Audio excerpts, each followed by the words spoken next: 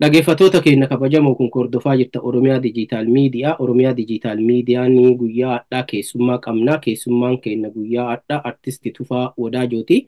Artisti Tufaa Wadaajoo biyya irraa toora iskeeppiitiin waliin jiranii. Artisti Tufaa waliin sagantaalee badhaa qabna.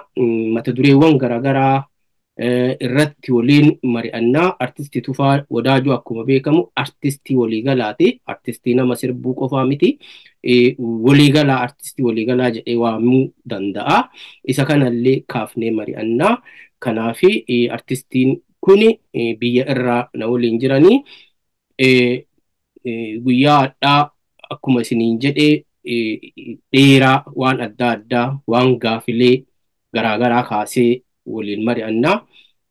Artisti Tufaa Wadaajoo atillee waamicha Oromiyaa Dijiitaal Miidiyaanii sii godhe kabajtee asitti nu waliin keessummaa keenya taatee gaafiif deebii yookaan marii nu waliin gootuu fi heeyyamamaa taatee dhufuu keetiif ulfaadhu deebani siin jedhaa. Anaa dhufuu baga nagayaan gara Oromiyaa Dijiitaal Miidiyaa dhufte siin jedha. Ayyeesinillee gama Oromiyaa Dijiitaal Miidiyaatiin faana kiyya dhooftanii na iyyafattanii karaa hedduun na barbaadanii na argattanii na affeeruu keessanii fi maqaa uummata Oromoo bal'aatiin guddaa galatoomaa isin jechuu barbaada.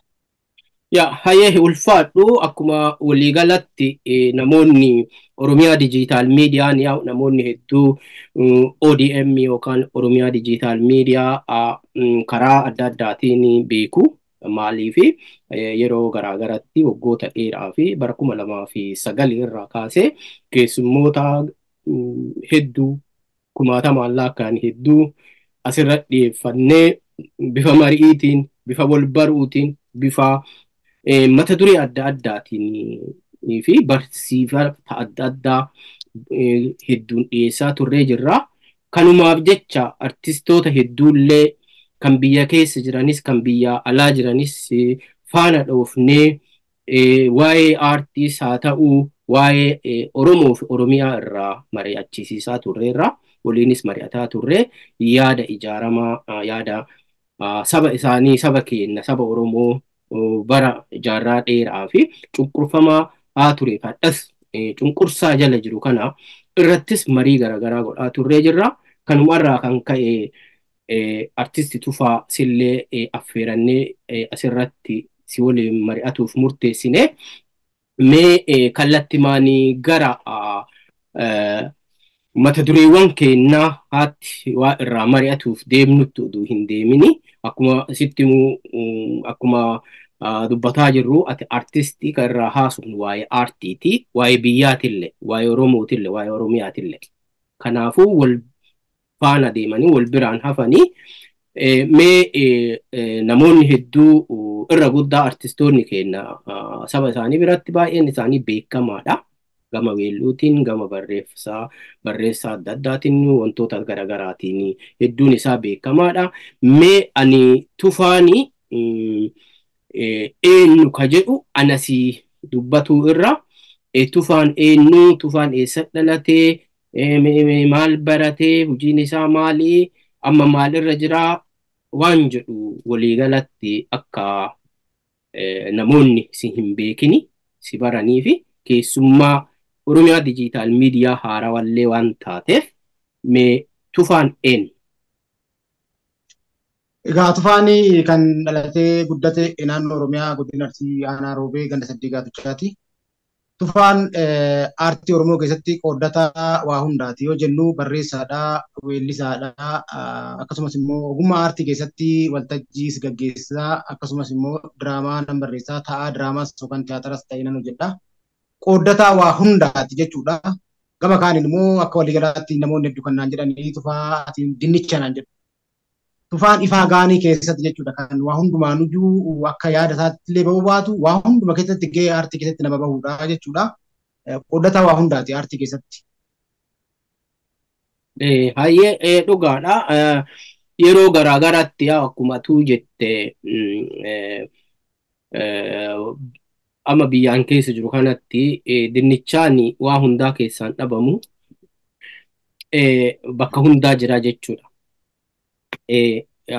Kanaafi mee akkuma waliigalatti waa'ima artistii waliigalaa kana ta'uu hin ulfaatu waan jechuu tokko si gaafachuu barbaada. Isa jechuun maal jechuu akkuma beekamu barreessaa yoo ka yaadadhu ta'e barreessaa diraamaa raadiyoo TV Oromiyaa illee irratti hojjetaa nama tureeru. Akkasumas kitaaba barreessitaa hin ulfaatu bakka hundatti argamuun kun. Egaa maarteetti aartiin kun beektaa qaawwa guddaa qabna. Rakkina gama aartiitiin Oromoo bira jiru qaawwa guddaa jira. Nuti gaafa gara aartii dhufanii barataa kutaa sagalii ta'ee magaalaa Adaamaa kanan gara yeroo jalqabaa osoo jiituu Adaamaa jedhamu kan dhufe aartii barbaachaa. Rakkina aartii keessa jiru, bal'ina aartii keessa jiru, mul'ata aartii keessa jiru guddoo waan qabuuf gama hundaanuu qaawwa aartiidhaan jiru cufee ogummaan qabuun waa hunda tumsuu waan barbaaduuf. Ani barreessaadha. Barreessaa diraamaati. Yeroo dheeraa diraamaa raadiyoo OBN yeroo dheeraaf hin barreessaa ture. Kutaawwan hedduu mata duree garaagaraatiin barreessan ture. Tiyaatira illee ta'eet illee hojjetaan ture. Ogummaa weelluu keessatti illee irreen shubbisa illee nan hojjedhaani. Yeroon osoo keessa turetti jechuudha. Maalinni qaawwa jiru bakka nan jirutti bakka aartiin waltajjii irra jiru kan hawaasni kiyya jirutti qooddataa waa hunda ta'ee mul'adhee argamuudha. Fakkeenya dhalootaaf seenaa hojjedhee darbuu barbaadutti jira. Xiiqii guddaa dhalootaaf ta'uu waan keessa jiruuf qaawwa gama aartiin jiru furuuf namni na biratti waltajjii rakkatu namni na biratti fiilmiidhaaf rakkatu rakkinuma aartii isa furuuf qaawwa isa furuuf ogummaa hunda keessatti qooddataa ta'eetu hojjedhe jechuudha. Wantummaan hin ulfaanne immoo hin jiru. Akka hin ulfaanne kan godhu immoo kaayuuf mul'ata itti manaa bahee fi aartiitti makameeti jechuudha. Fi seenaa gootota seenaa biyya kanaatiif dhalootaaf aartii keessatti wareegama aarsaa lubbuu kafalaniisantu na keessa jira. Lafee warra kufaniis waan dhugaa dubbattiif dhugaa aartiitiin rakkina saba kiyyaa, bal'ina saba kiyyaa, gaddaaf gaddadoo saba kiyyaa mul'isuudhaaf gama hundaan qooddataa ta'eetu keessatti gahee namummaa kiyyaa jira jechuudha. Kanaaf. Baay'ee bareeda. Namoonni tokko tokko dhuguma maalii fi hawwiin waa hundaaf qabnu yookaan dandeettiin illee beektaa fedhii faana deema.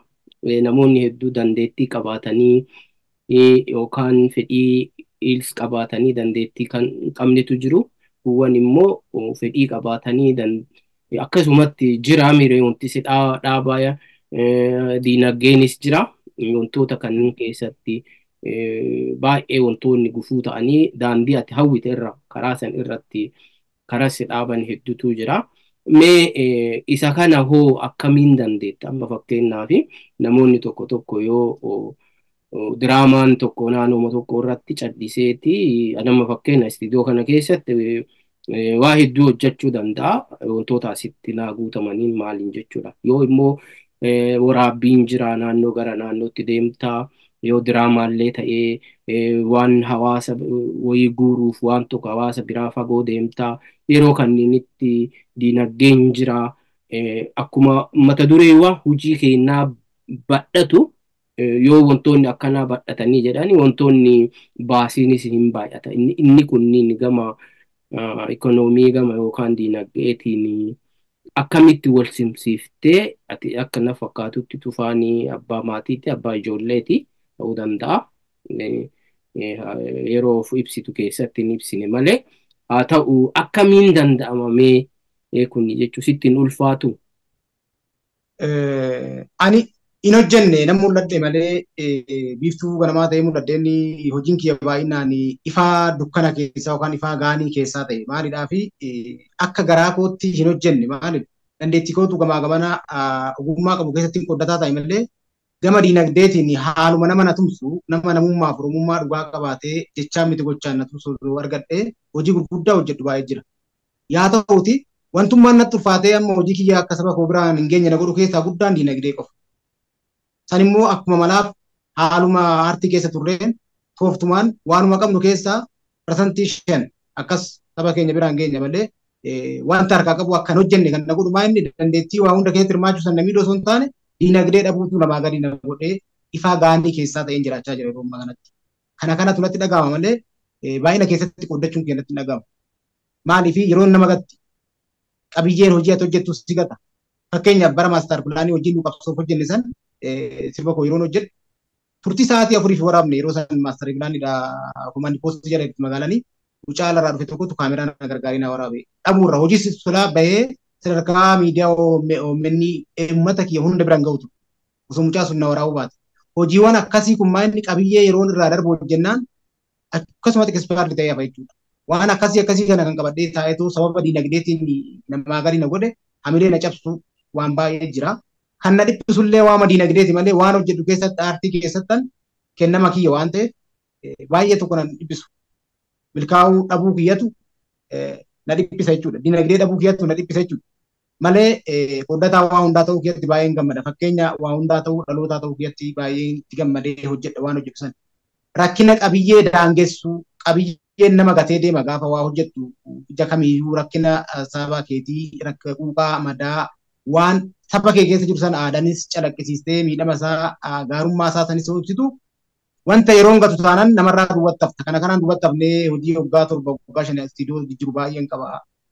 Diinagdeedha malee wanni namarraa na duwwatti na hambisu kana jechuudha. Kanaaf tufaan ifaa gaanii keessatti jechuu danda'e.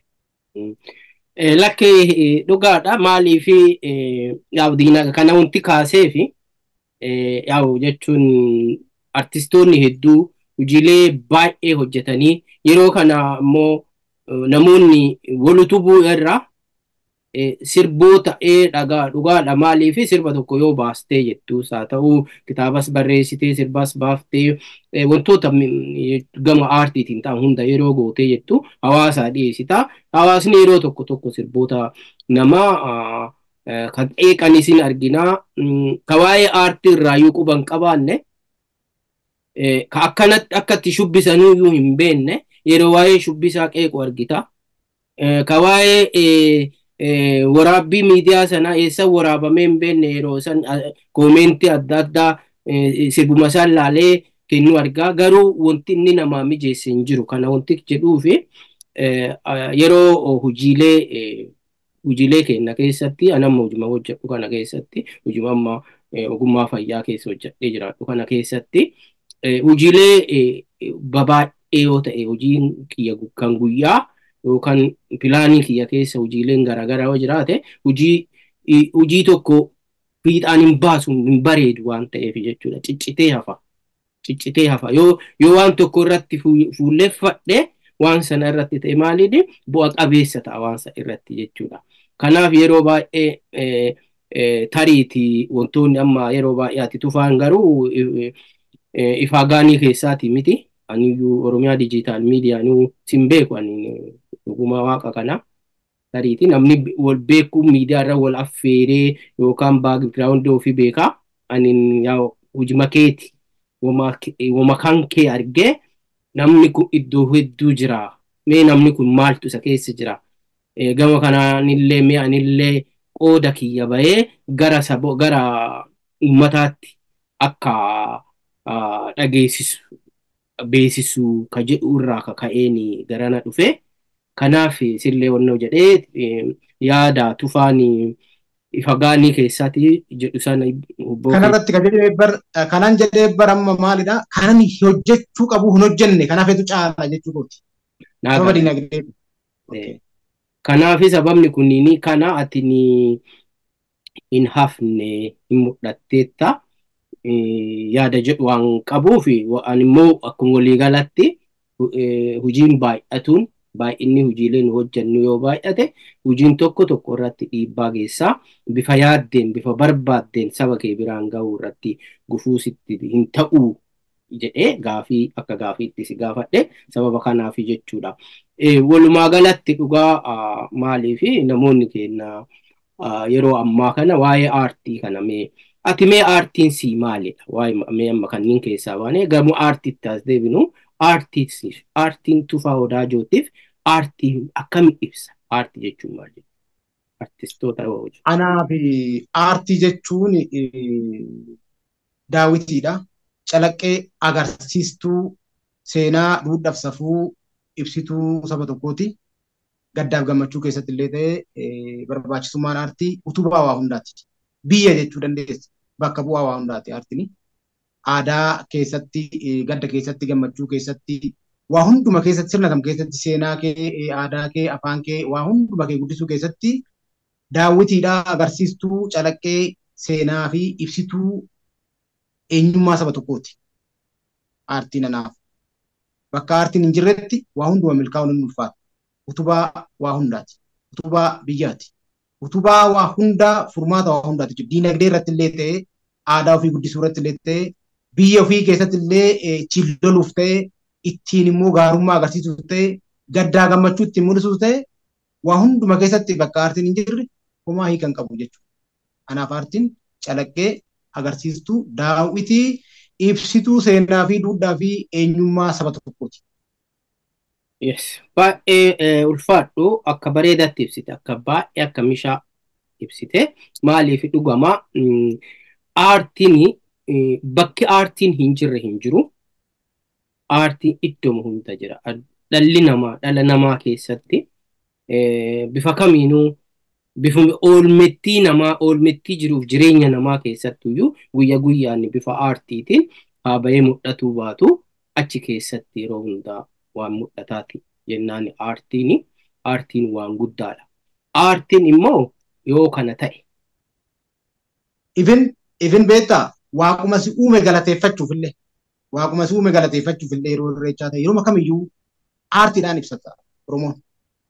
Waaquma si gara si uume illee waama si godhe illee waan gaarii si godhe yookaan barattee sassataate yookaan immoo barattee cabdee kaatee yookaan dhala dhabdee dhala argattee waan itti gammadde tokko illee kan miira aartiitiin ibsata Oromoon. Kana hundallee qaba jechuukooti. Waaqa galateeffachuuf ta'ee dhaba keetiif gadda keetiif kan du'e yeroo gadditu waa kana keessatti maal inni ta'e qabsuma kam keessatti illee utubaa biyyaa kan ta'e aartiidha. Hubannoon namni keenyaa fi biyyi keenya aartiif qabu akkamoo ta'etu ulfaata malee aartiin kana hunda jechuudha utubaa hundaati. Yaa dhugaadha. Yaa wantoonni aartiin keessa hin jirre hin jiru. Aartiin waa hedduu keessatti argama. Yeroo garuu maali waa'ee aartii kana aartii akkuma sanitti yoo walii gallee jenne aartistoota jennaan amma wantoota ogummaadha. Yeroo tokko ani aartii keessa bu'aa bahii jiruu namaa keessatti illee isinillee maali warroonni aartistii jedhamtan warroonni aartistii jedhamu kennaani aartistoota hundaa kennameefi kennaani namoota akka kennaa namoota waa'ee aartii keessa hin jirreef kenname garagara jechuudha. Isin warroonni ofii isaaniitii bobayanii ofii isaaniitii rakkatanii aadaas oolmettii nu keessa oollus seenaaf jireenya jiruuf jireenya keenyas warroonni numa biraa fuudhanii nuumaaf dhaleessan yookaan nuumaa dhiyeessanii kunneen aartistoota ittiin jennaani. Yeroo baay'ee sabni aartistiin kan hojjetu sabaa fi aartistiin kan sabaati kan dhuunfaati miti kan sabaati kan biyyaati jechuudha. Yeroo tokko wanto akkuma beekamu namoonni tokko yeroo aartii kana keessatti umurii guutuu isaanii dabarsanii saba kanaa fi aarsaa of godhanii kadhalatti dhabee hedduun osoo jiru katti kolaafames osoo jiru baay'ee nutu jedhanii hojiilee isaaniis hojjetatanii maal jedhanii gaafa immoo gara umuriin isaanii gara dullumaatti dhiyaatanii aartistootaaf ni kadhatama. Kadhatanii yaalchisuu kadhatanii gaafa isaan lubbuuf hin jirre illee aartistoota kanneenii fi argitee kan yeroo waan isaan gaafa lubbuun jiran hin argine kan godhanu utuu jira saba Oromoo keessa yeroo baay'ee. Isa kana mee hoo attamitti ilaalta? Namoonni aartii keessatti aartistii ta'anii akka kan kee aartistii waliigalaas haa ta'anii sirbootas haa ta'anii barreessaas haa ta'anii akkasumas gaazexeessota waa dubbisanis haa ta'anii wantoonni namoonni kunniin gargaarsa silaa yookaan waan silaa saba miidhamaniif sana biraa argachuu qaban argataniiran jetta yoo argatanii jiraatan maaliif gaafa isaan umuriin hojiirra jiru gargaaruu yeroo isaan silaan humna saniif fayyadamanii waa hojjetuu qaban gargaaruu dhiifne maaliif gaafa isaan algaa irratti hafan gargaarrasi akkasumas maaliif ka gaafa lubbuun jiran jiruu isaanii hin bareechisne maaliif du'a isaanii bareechisuuf deemna jettee yaaddamee kan akka wannootitti maal jetta? Ifin yaada ammaati gaafte kanarraa kaafnee har'umaa kana Finfinnee artisti Badruu kan jedhamu yeroo Somaaliirraa buqqaan tokko keessatti buqqaanii amma buqqaatota ta'anii jiraatu. Manni isaa haalli jiruu isaa rakkisaa ta'ee har'a masiinqoo taphataa seenaa guddaa hojjete Oromoodha. Har'uma kanallee kaa'uun isaa osuma jiruun dhibbee uffata nyaataa dhugaatiin dhibduu rakkanarra jira. Waan ammatti kaafte kanarraa kaanee akka inni karaa sooshaal miidiyaa dhiibbaa godhee namni namummaa fi oromummaa gargaaruuf jechuudha. Aartumatu abbaan qabne aartii keessatti qofa miti. Namni seenaa biyya kanaa keessatti illee qabsoo bakka kam keessattuu saba kanaaf jiraachuudhaaf hojjete bar dhumni isaa bareedaa miti. Kaawoo hojjetuuf san qaba jechuudha. Xiyyeeffannaan qabu jechuu biyya maaliif yeroo baay'ee namootuma aartii keessatti waanuma isaanii hojii maan isaanii bahee mul'atuuf malee namoonni oolmaa gurguddaa saba kanaa oolan gama siyaasaa haa ta'u gama diinagdee haa ta'u waan gurguddaa hojjetanii biyya kanaaf waan guddaa buusan xumurri isaanii gaafa boqotan qofa yaadatamaa gaafa hojii isaanii leellifama.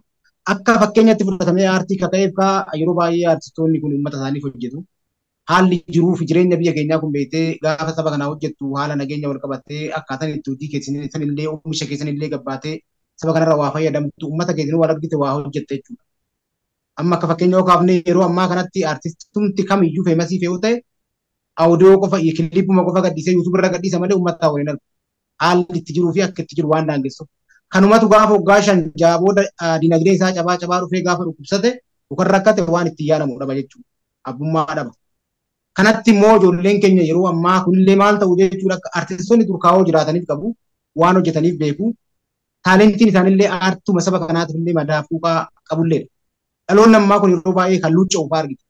Yeroo itti faayidaa dinagdeetiin illee kallattii gadhiisu fa'aa argita. Aartii jechuun daawwitii eegatee quuqaaf madaa uummata isaa gaddaa gammachuu uummata isaa gaafa akkasitti hin kaaftu fi haallammaa kana jalaa miliquudhaaf illee kallattii ogummaa aartii keessa illee namoonni maqaan waa'ee sabaa dhiisanii guutan jechuudha.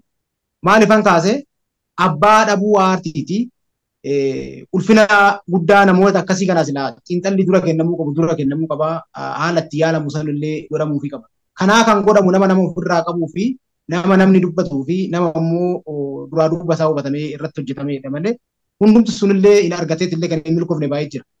Kana fakkeenya si kaase kana gaafa artisti Badruu kana amma haala dinagdee isaanii utubamee gargaaramu fakkeenyaaf kama sooshaal miidiyaa dhiibbaa godhamee akka hojjetamu intarvii irratti hojjechuudhaaf kan gara Finfinnee deemnee dubbisuu taane haalli inni keessa jiru baay'ee kan nama gaddisiisu sirboonni inni hojjete sagalee inni itti sirbu har'umallee maasiinqoo taphata. Garuu jireenyi isaa harkaa gara afaan hin jiru daa'ima isaa rakkoo keessa jira. Ifin bilbila mallee harka irraa hin qabu. Har'aa kan waan ammatti kaafte kanarraa kaafne osoo ijaan laallu nutillee hojii keenya amman ifaa gaanii keessaa tufaan kan jedheef an hojii kiyya gabba'uu jiraachuu nan danda'a. Uf jiraachisuu nyaachuu nan danda'a. Nama guddaa ta'ee gadi ba'ee gurguruudhaaf daa'ima isaa wajjin rakkatu jenneet fakkeenya kana kaafne jechuudha. Walumatti qabee bakka dhabuu yookaan immoo yaadan xiinxalamee abbaa dhabuu aartii fi namoota akkasitti wareegama kaffalan kana iyyaafamuudha sadarkaa miidiyaatitti illee irratti hojjetamuu dhabuudha jedhee yaada. Wanti akkasii kun silaa namni jireenyatti nama hin taane gaafa beekatiin qabu kan jiru hojii jiraachuudhaaf yoo ta'e malee. Sirriidha kana wanti kaasee fi jechuun qaama hawaasaa keessaanis nam tokko jechuun quba nama qabuurra ofitti illee qabuun gaariidha jedhama waan ta'eef nuti qaamni hawaasaa ijoollee amma yeroo ammaa kanatti namoonni hedduun sirboota babbareedaa sirbanii sirboonni isaanii akka kalee dinagdeen kalee jiru fadha jirullee wal fakkaatu yeroo ammaa kanas yeroo sirba isaanii fuudhanii yuutuubii nama tokkotti kennanii yeroo itti galiin sunillee qajeelee hin gallee fi haa ta'u garuu maali hawaasni artistiin qabeenya hawaasaati qabeenya ummataati qabeenya keessaa qabeenya sabni Oromoo qabu keessaa qabeenya tokko jedhee yaada qabeenya ofii abbama kunuunfata Oromoon immoo artistii isaa kunuunfata waan jedhu kanuma waliin argine jechuudha. Oromoon sirban jaalata. Baay'ee jaalata. sirbuu jaalata, dhageeffatuu jaalata. Garuu hoo bakka madda sirbaa, madda gammachuu san faarsuu fi yeroo gaafa inni du'e faarsuu, gaafa inni du'e goota isaa hin yaadadha dhugaatiin jedha. Biyyeen itti haa salphattu goota keenya nama jabaa. Artistii Haacaaluu Hundeessaatiin waan sirba irraa gara feerrootti galee ummatuma jedhu santu gaafa kaan gaafa Haacaaluun du'e Haacaaluu hedduudha ammallee arguuf ta'e. Maaliif namni artistoonni ijateenna namni jedhu baay'een hin jiru. Artistiin ija sanuu fagotti Umar Suleemaan artistii jeneraal artistii Umar Suleemaan jedhee jira. Ija fagotti waa laaltee argitu jedhe. Akkasi artistoonni. Sanuu ijuma tanaayyuu miti ija caaltu ija fagotti laaltee waa argitu jedhe. Waan artistii wantoonni jeneraal artistii Umar Suleemaan sirbe jedhaa bahe geeraraa bahe adda ta'aa jira. Maaliifi fuundura laala, fagotti laala, ija fagotti laaltee fagotti waa argitu jedhanii yeroo baay'ee. Kanaafi ija tana ka eeggatuu qabu eenyuun abbaa ijaati. Abbaan ija kanaa eenyuun saba Oromooti jedhee yaada akka ana aadamitti jechuudha. Sabni Oromoo hujiilee artistoota keenyaatiif fi bakka kennuu qaba. Gargaarsa yookaan utubaa waan utubduu godhuufii qaba. Sirba kee yookaan sirba namoota artistoota qofa dhaga'uu irraa isaaniifillee hamilee waan ta'u hojjechuu qaba jedhee yaada. Inni kun yeroo baay'ee hin argina. Yeroo qoqqoodamullee hin argina. Artistoonni kan sagaleen bareede qofaa miti artistii jecha gocha wantoota inni itti sirbe mata duree inni akeeke mata duree inni argisiise isa san irraati malee. Kanaafi Oromoo keessatti wantoonni kun akkanaa dhaabbachuu qaba. Nu hundinuu maal godhuu qabna? Artistoota keenya gaafa isaan dhibamanii siree irratti galanii goofandimii fi yookaan amma haalawatu baratamee jira. Tiktookii irratti kadhatanii abbaan tiktookii hoostii ta'e sunis walakkaa oli fudhata.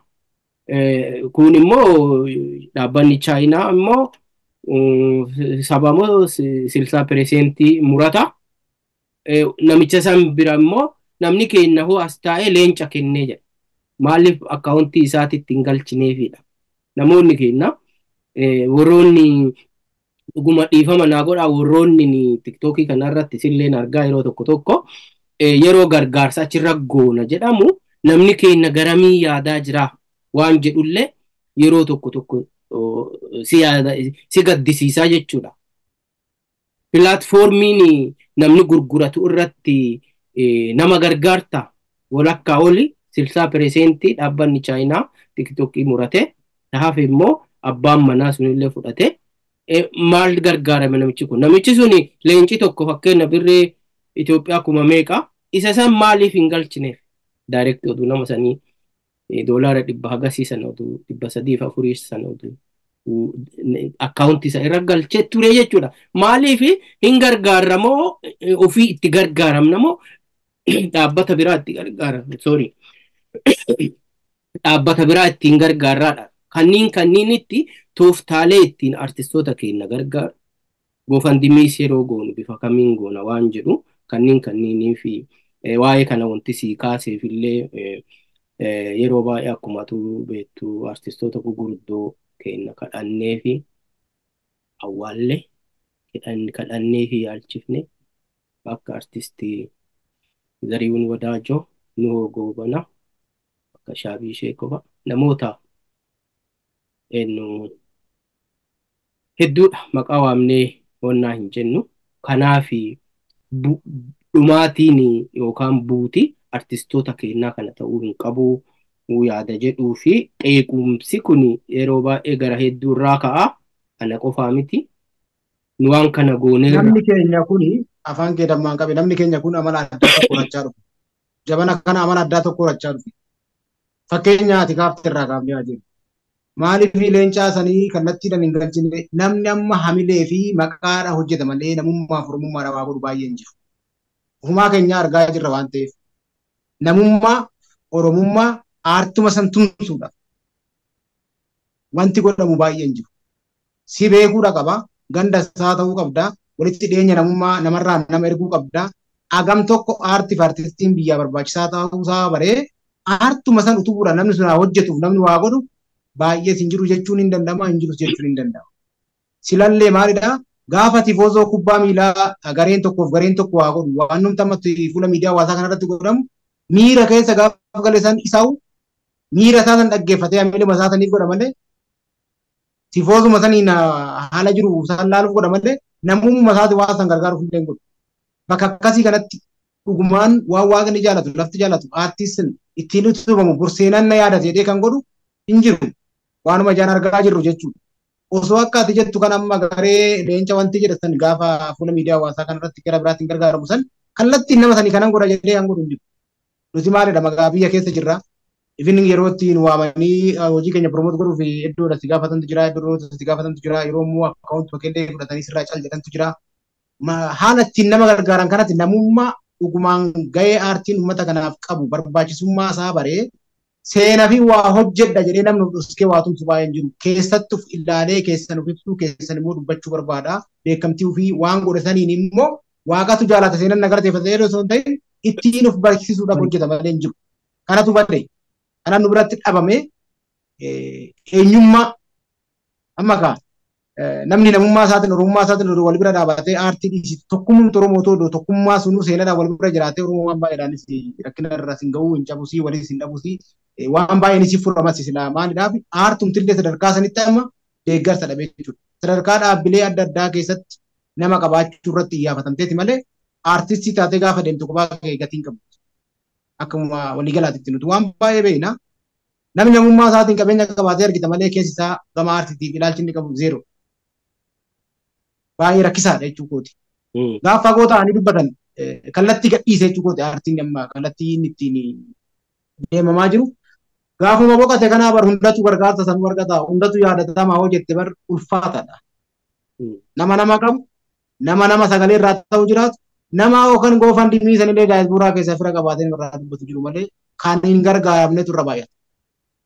Achi keessanillee immoo gargaarsa san yeroo godhu beekamtiitti argachuuf godhama malee baay'een isaa dhugumaan quuqameetoo karaa kallattiidhaan nama san bira gahuudhaaf gaafa lubbuun jirutti namni baay'ee godhu jiru.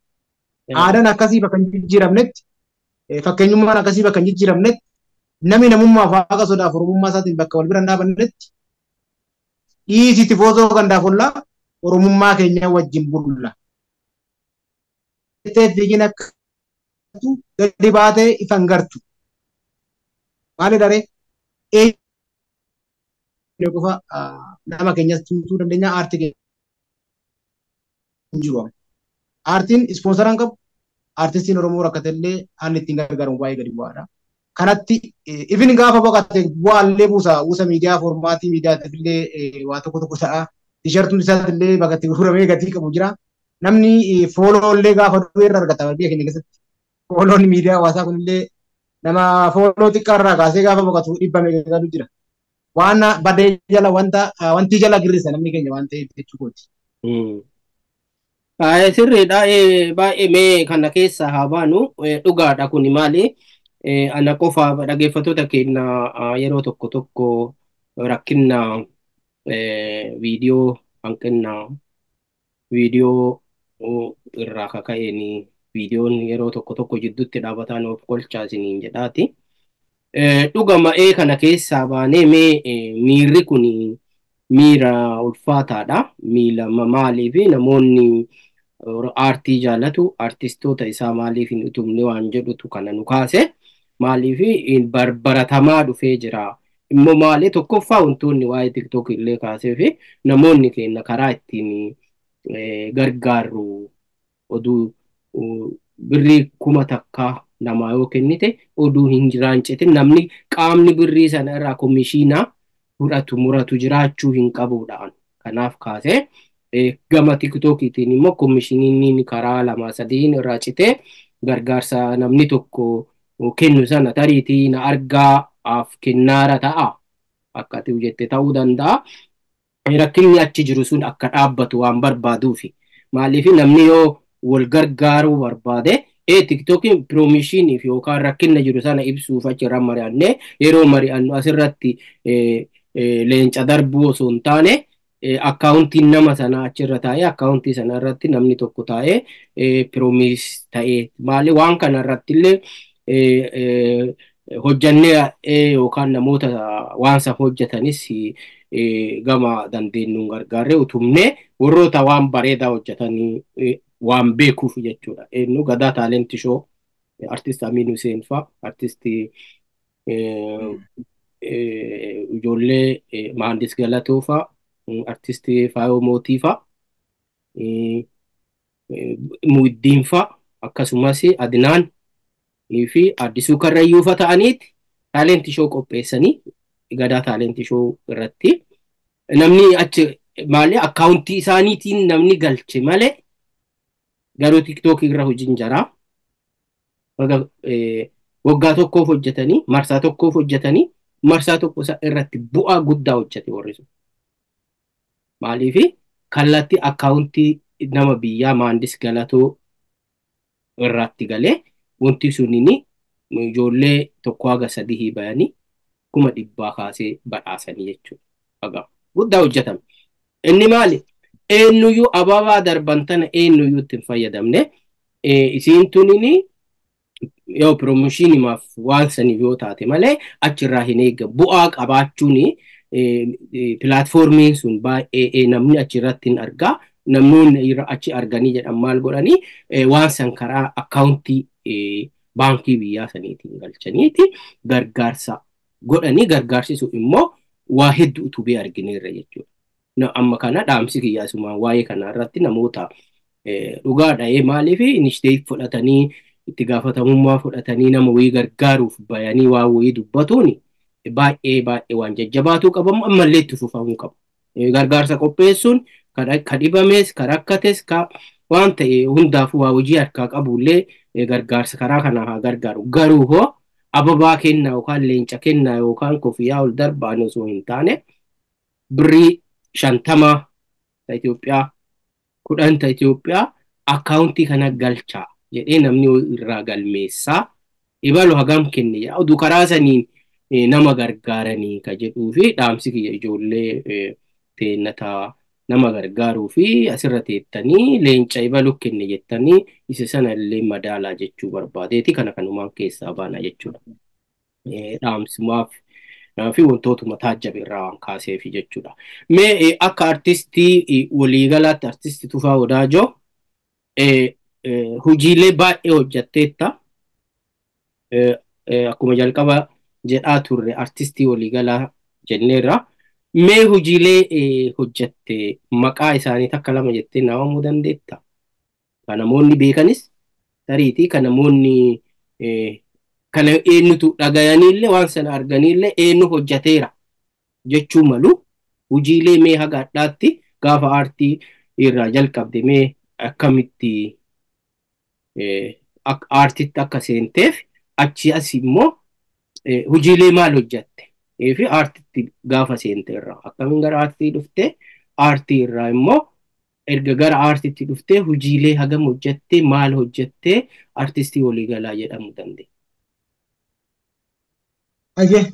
Ani ergan gara aartii dhufee bara 1997 naannoo 97 osoo jiituu Adaamaa hundaa'e osoo jabaa dhuunfati osoo san barbaachan dhufe yeroo sanitti walaloon dubbisaa shubbisaa afaan hojjedhaa aartii keessatti qoodabaa barataa kutaa 9 ta'een magaalaa Adaamaa dhufe. Naannoo bara 2000 irratti albeema kiyyaa jalqabaa sirboota 12 qabu nu fakkaataniituma nu nyaatan ijoolleen Oromoo garaan jabaatan jedhu maxxansiise jechuudha. Nu fakkaataniituma dootiroo jedhetti fufa nu fakkaataniituma nu nyaatan ijoolleen Oromoo garaan jabaatan jedha kaartaa Oromiyaa qaba yeroo san suni. Yeroo san daa'ummaan qabaa kutaa 9 baradhaa yeroo itti maatirikii kiyya fudhadhu kutaa 4ffaatti jechuudha bara 2000 sirba san keessatti sirba dharraan hambaasu raadiyoo Oromiyaa kana yeroo san raadiyoo Oromiyaa kun hin jiru raadiyoo Itoophiyaa kutaa afaan Oromoo qofatu jira sa'aatii tokko galgala irraan daddarbu malee miidiyaa waan hin jiranii. Akkasiin itti fufee akkana naannoo 2005 asuma dhiyeenya kanatti jechuudha 2004 2003 keessa diraamaa raadiyoon barreessutti godhe. Diraamaa raadiyoo OBN'dha yeroo Saataavaa'oo jedhamu diraamaa raadiyoo dhedheeraa furmaata jedhamu naannoo kutaa 57 fuula 1000 ol diraamaa abdii jireenya raadiyoo diraamaawwan dhedheeraa gaggabaabaa diraamaa TV safuu baay'een barreessaa ture keessatti illee hirmaataa ture tiyaatara illee hojjetaa ture. Akkasumaanuu osuma kanaan jiru albeema kiyyaallee hojjetaan ture albeema lammaffaa keessaa fakkeenyaaf sirba kiyya qabsoo osoo boostu jara baraan jedhu. Yaa himimaan ija kan koo narraa malee arguu jedhuga OBN yeroo baay'ee dabarsa sirba saniin chaalenjii baay'een argee galgala gadhiisee ganama barii kan qabamee ittiin gadadoo baay'eetti argeedha. Sirba osoo boostu baraan jedhu sun albeema kee keessa ture. Sirbi gadoo jaalalaa eegasii booda kan gadhiifameedha. Sirboota albeema koo lammaffaa keessaa naannoo kilippii 4 dhiyeenya kana baatii tokko dura furmaatan dhabe jedhu gadhiisachuun kilippiiwwan 4 qaba. Akka waliigalaatti kitaabni kootillee kitaabni sirba koo osoo boostu baraan jedhu kana kan yeroo maastar pilaanii wajjin kitaaba giphee dhugumaa jedhu kan hin maxxansiise jira jechuudha. Kitaaba isa kana jechuudha. Kitaaba kana amma yeroo maastar pilaanii maxxane yeroo maastar pilaanii kitaaba giphee dhugumaa jedhama. Kitaabni kun yeroo isaan maxxane jechuudha. Sirba koo osoo boostu baraan jedhu san waliin kan gadhiifame jechuudha. Bara 2008 yeroo maastar pilaanii reef sirriitti ho'ee jalqabu sanii. Isaa asitti deebi'ee kitaaba kiyya lammaffaa yeroon diraamaa raadiyoo barreessaa turetti namni beekte akkuma jirutti bakka jirutti furmaata argachuu qaba. Waan dhalootaa furmaata irratti hojjenna. Aartumtillee furmaata waa hundaati. Kitaaba furmaata jedhu kanan maxxansiise jechuudha. Kitaabni furmaataa kun walaloodhaan kan qophaa'e. Odaatu jira. Odaa jala abbootii gadaa 5tu jira. Maalidhaa? Furmaata. Kan beela'eef nyaatatu furmaataa, kan dhoobateef bishaantu furmaataa, kan gabroomeef bilisummaatu furmaataa, kan tokkummaa dhabeef immoo iyyuu kan waa hundaan cabeef tokkummaatu furmaata. Namni namaaf furmaata jechuudha. Dhalootaaf illee furmaata jechuudha. Fakkeenyaaf hatama ogummaa gaazexeessummaa kana biratti maalidhaa? Kan dhukkubsateef furmaata jechuudha. Akka kiyyatti. Akkamitti ogummaa saniin rakkoo isaa furtaa jechuudha.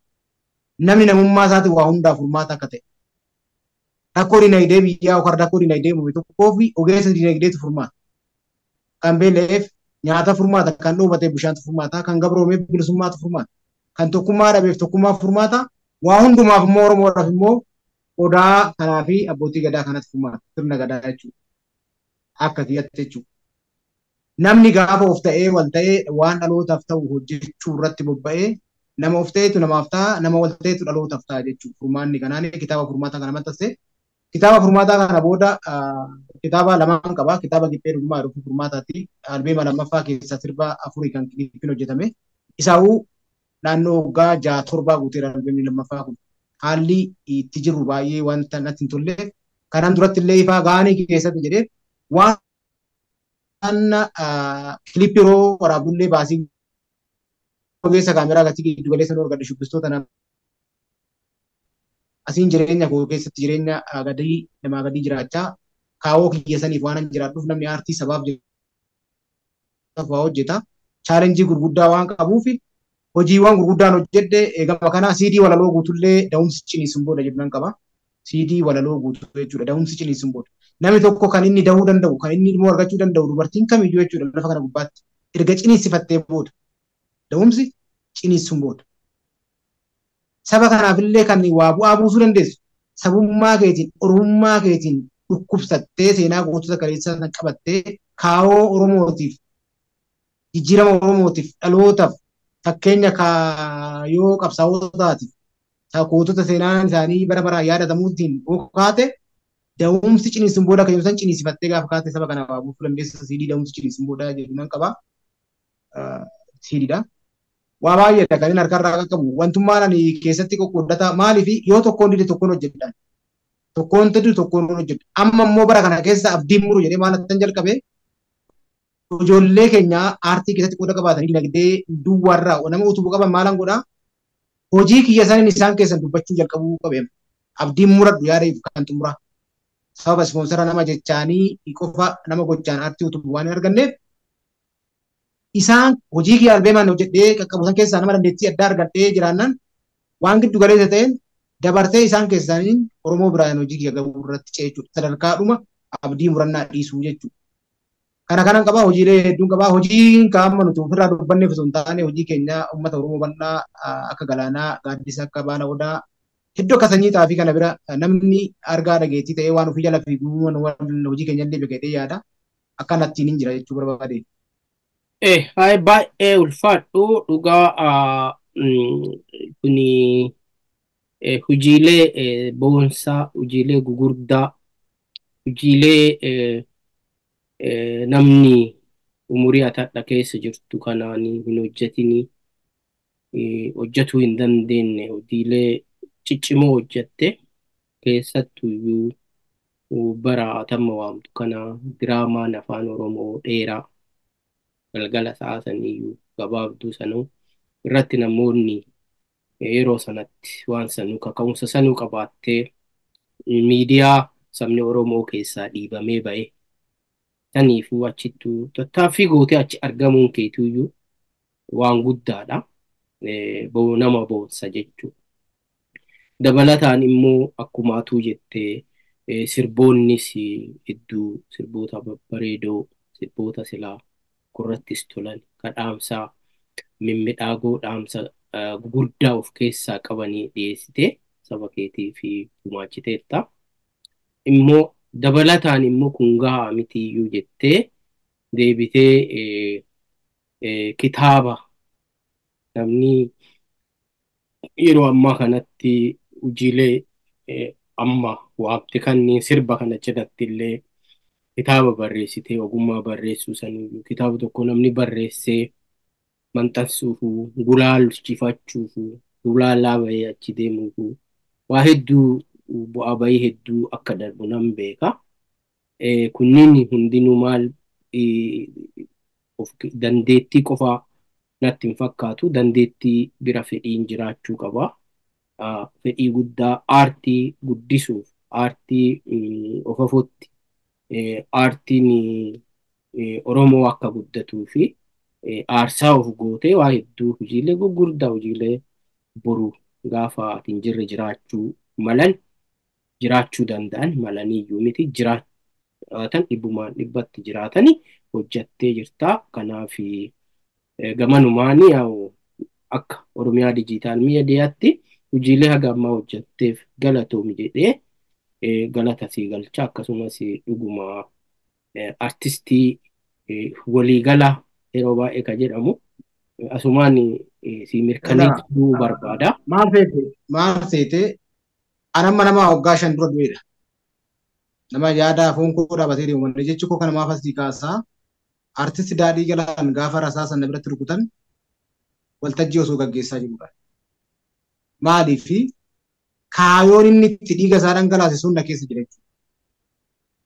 Maaliif wanni kitaaba dursee kitaaba furmaataa albeema koo keessaa dursee maalidha? Jabaadhaa sirboonni sirba jabaadhaa kitaaba 4 qabaa. Albeema 3 qabaa. Wantoonni inni irratti wanta inni irratti osoo Oromoo hojjetu dhabame san ittillee dhabamu, ittillee kufu, ittillee cabu hojjechuun irraa eeggamasi, dhaloota biraallee horachuun irraa eeggamasi. Itti dabalatees immoo Haacaaluunis dhabame jechuudha. Amma namni seenaa eebbisa addunyaa fa'aa kaasa akkaataa eebbisa addunyaa lafarraa harkifamee itti boqotte seenaa inni keessa darbee itti boqotte kaawoo gurguddaa qaba artistiin dur beektee. Artistiin dur bar uummata kanaaf gaafa sirba sirbu albeema gaafa hojjetu Alii Birraa jechuudha. Biyya kanaaf gaafa albeema hojjetu qabsoo tumsa. Warra qabsoo hidhannoo keessa jiru biyya kana bilisomsuudhaaf wareegama gurguddaa kafaluuf albeemni isaa gosuun gurguramee nyaata dhugaatii isaanii yookaan rasaasa isaanii waan gurguddaa hojjete jechuudha. Ufii immoo jireenya gaarii osoo jiraachuu dadhabanii artistoonni duraanii warri duratti jechuudha. Sirboonni isaanii babbareedoo sun albeema hojjetanii gaafa qarshii 100 dur Itoophiyaa yookaan immoo biyya keenya kana gurguramtu parsantii 90-80 achi deema. Gara qabsoo sabaa sagalee sabaa warra ta'anii utubuu jechuudha. Ufimmoo maalinni jiruu gadhee keessa jiraatu jechuudha. Kaayoo sun nu keessa jira beeku. Har'a osoo nuti tole immoo maal akka hojjennu maaltu akka hojjetamu gaafa jettee yaaddu dhaloonni akkasii sun jira of kennee waan akkasii hojjetu. Har'a immoo nu seenaa eebbisaa seenaan Alii Gammadaa itti dhabnee seenaa kanaa miti osoo jaallallu ilmoo namaa kichuutti gaafa raasaan nu biraa fudhatu diin nu biraa fudhatu obboleeyyan ta'e abdii maalii qabna haga jirru kaawoo isaanii sanii waan hojjechuun nurra jiru jechuu barbaadeen kana booda dhaloonni maal inni kanaaf xiiqofnee hojjenna kanaaf namni hundi xiiqeffatee silaa maal ta'uu qaba kaayoo wareegamtoota biyya kanaaf dhaloota kanaaf waan gurguddaa hojjetanii lafee warra kufanii dhugaaf dubbatanii tokkummaa cimsatanii aartii fi waan saba kana tokkoomsu waan saba kana furmaata ta'u irratti osoo hojjetanii abdiin na keessa jiru kana. Wantummaa gama hundaan gama dandeenyuun hojjennu maal jiraachuun gatiin qabu. Jireenya garaatiif kan furuun dabarre dubbii arrabaatiif kan iji nagarre namaaf jiraattee dharaaf bakka laattee seenaa kennu. Haqni yoomuu haqaa dharri dhugaan baqa hiikka haqaa beekii murtoo haqaa seeki. Bakka ammalletti kuftaa daandii dharaa lagadhu biyyaaf gaachana ta'i imaanaa sababaadha. Imaanaan nurra jirtu guddoodha. Kan warra boqotanii nurra jirti. Kan warra dhiigni isaanii lafatti dhangala'ee nurra jirti. Nyaachuudhaaf qofa jiraachuun gatiin qabu. Kanumaaf kufnee cabnee bakka milkoofnee waa hojjenna malee haalli ittiin tumsamu aartiin tumsamu aartistiin utubamu yoo laalle maaliif hojjetteedha malee baganaa hojjette namni sin jedhu. Sunuu akkaataa wal beekumsaatiin jechuu barbaadee falchaa. Sirriidha dhugaadha maaliif yeroo tokko akkaataan du'aatiin namoonni artistoonni keenya diinaan adamsamanii itti ajjeefamani hedduudha isaas kaasuullee nu barbaachisu mata duree keenya har'aa keessa illee jiraachuu baate dhuguma artistoonni keenya nama argitee eegumsa hin qabne jedhu kaloo hin qaban kaloo jennaani re'oota yookaan hoolota yookaan kaloonii ala jiran jeedallis bineensis hundinuu ari'ee nyaata jechuudha. Har'a maalii waan nu tuffanne nama keenya artistii keenya nu tuffannee fi diinni nu jalatti ajjeefti jechuudha. Maali kana hubatee namni hundi hubatee hin jiru. Maaliif oduu nu tokkummaa ni kaanee artistii keenya tokko gaafa tuqan akka gaafa Haacaaluu diinni nyaatte sanii keessattuyyuu naannoon dhalootaa keenya kan amma naannoo kan keessaa bahe gadoo yookaan haloo bahutti namanu kaan akka kiyyatti jechuudha. Namni gadoo baafachuutti amanu garuu wanti emotion wanti yookaan wanti yeroo sanatti haala malee miira hamaa keessa si galchee wantoota nama jaalattu nama guddaa nama abdattu yoo of biraa diinaan dhabde dhiistee hin ilaaltu waan san godhuun sirriidha. Garuu maali xiiqa'uudha. Xiiqii argisiisa. Gadooni maal inni siin qabda sirba gadoo jaalalaa jedhu qabda booda si gaafadha. Isa gaafa gadoo sana jiraate argitee gadoon jiraate sana keessatti haloo bahutu jira. Haloon kun amma riveenjii keessa yoo ta'e riveenjii ta'e haloon kun maal inni waan midhaasu waa balleessa jechuudha. Balleessaatuma deema. Haloo waliif bahuu illee yoo ta'uu baate jedhe immoo bifa qabaachuu qaba haloo jechuudha. Waa ofii tiffatu artistii ofii tiffatu aartiin kiyya eessaan artistiin kiyya aartiin kiyya eessa jira jedhee iyyaafatu artistii isaa immoo to'atu yoo inni kaloo isaatii bahee kaloo isaatti deeffatu inni saba Oromooti. Haa ta'u dhugamaduutti artistii Galaanii illee baay'ee daadhii galaan nama argisiisa. Achi asillee ijoolleen hedduu Haacaaluus dabalate ijoolleen diraamaa karaa irratti taphatanillee baay'ee jiru. Akka isaatti namoonni ajjeefamanii hedduutu jira. Isa kanaaf namoonni guyyaa sana guyyaa 2-3 qofa sii dubbatanii achiin booda hin dhaabataa jechuudha. Kanaaf wantoonni kunniin baay'ee waan nama gaddisiisaati. Kanneen waan yeroon furaati. Yeroon furaati yoo siin jedhu kana yoo jedhu wanti gaafa eebbisaa addunyaa Finfinnee keessa ajjeesanii mataa isaa rifeensa isaa qabanii lafarra harkisanii maal godhe Oromoon CD isaa kan mana keessaa qabu gate baasee gate gariin sodaaf maaliif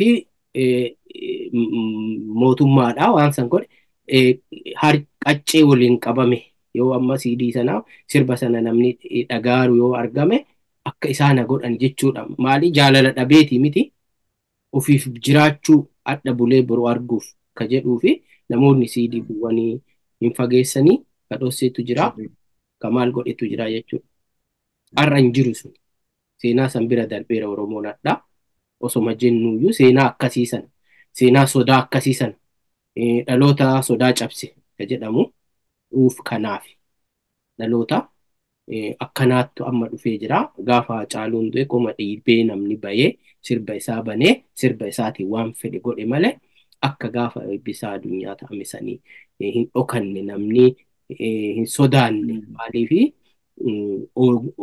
onnatee jira sabni keenya jechuudha. Kanaaf ammallee maali hin hanqata nu hanqata artistoota keenya osoo jiran gargaarree osoo gaafa isaan du'anii fi xiiqomnee fi wanta silaa namoota sana fitiika jedhamu sana maaliif namni waa yoo balleesse itti gaafatamaa taasisu nama sana qabanii seeraa dhiyeessu nama tumanii ajjeesuun gadoo sana naman baasifattu. Maafi yoo seeraa dhiyeessite seerri nama sana kallattiin waan irratti raawwatame godhuudha. Kana kakaaseef waa'ee dhugaadha quba qaba gaafa daadhii galaanii ajjeesan namni sagantaa waltajjii geggeessaa turesi waltajjicha gubbaa akka turte dhagayeera.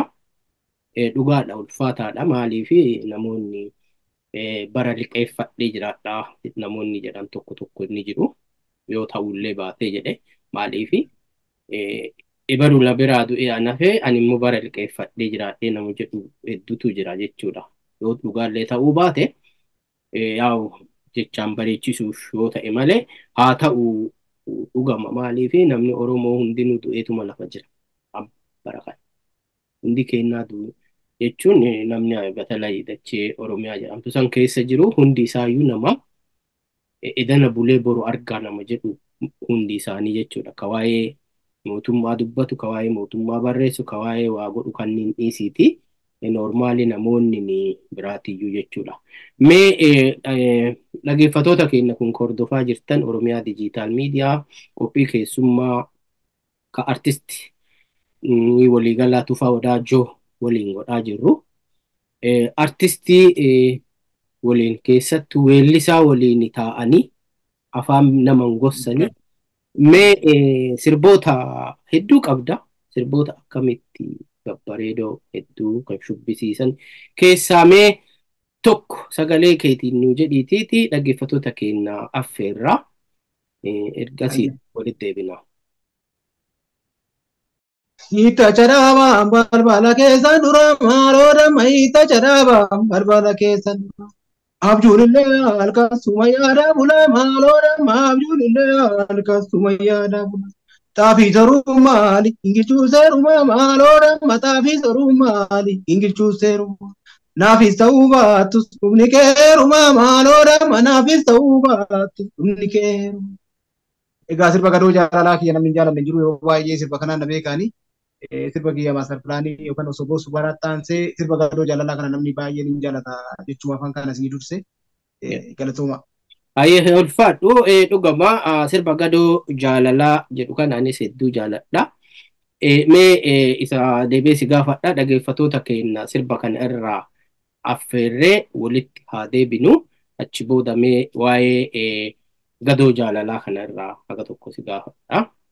Mee sirba haa affeerru dura.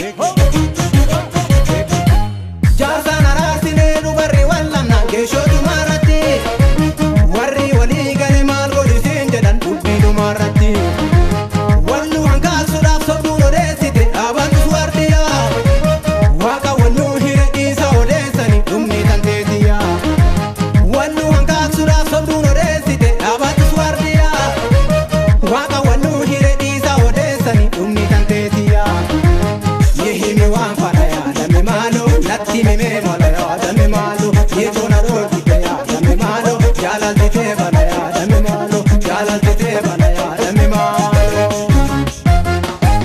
wantoota maatee bulchiitee walaa balbalanee istoodhaan seenanii anis niisu gadoo jaalalaa jechaa gaddoon kenninaa jedhanii wantoota maatee bulchiitee walaa balbalanee istoodhaan seenanii anis niisu gadoo jaalalaa jechaa gaddoon kenninaa jedhanii jechaa gaddoon kenninaa jedhanii jechaa gaddoon kenninaa jedhanii.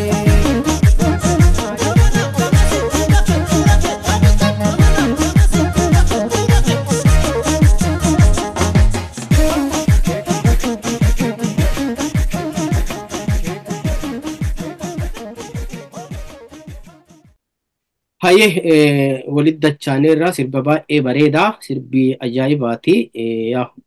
Mee gadoo jaalalaa gadoo fi jaalalli maali? Maaliif gadoo? Gadoo jaalalaa namni baay'een jaalalumallee farda dulloome tabbatti hin gaachisinii osoo dhugaa beektu si na haalchisan jedha. Farda dulloome tabbatti hin gaachisanii osoo dhugaa beektu si na haalchisanii. Fardi dulloome hiika qabaa tabbatti hin gaachisanii yeroo bara sarpilaanni isin booda kan hojjetamedha. Namni baay'een maan ergaan sirba kanii soogoo qabaa akkaataa ittiin ibsamuu keessatti baay'ee kan ergaa qabudha. Humna qaba jechuu barbaadeni. Anaaf gadoo jaalalaa kan ittiin aartii keessatti ittiin milkaa'e. Sirbuma san illee ispoonsara malee kan hojjetame.